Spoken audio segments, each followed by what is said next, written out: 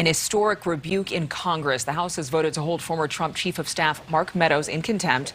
He refused to appear for a deposition, but he did turn over text messages and other documents that are being used as evidence in the case. Our Joe Khalil is live on Capitol Hill with what's next. Joe.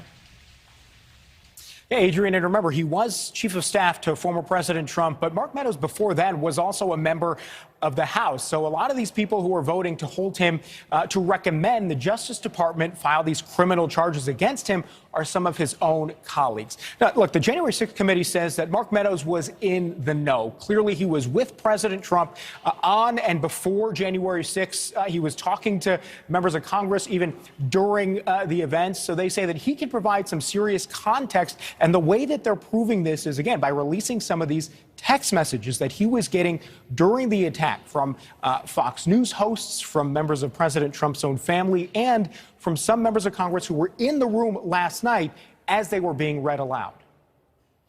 I will read a few of them.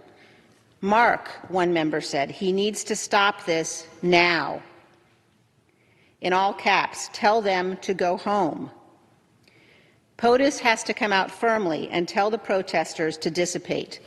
Someone is going to get killed.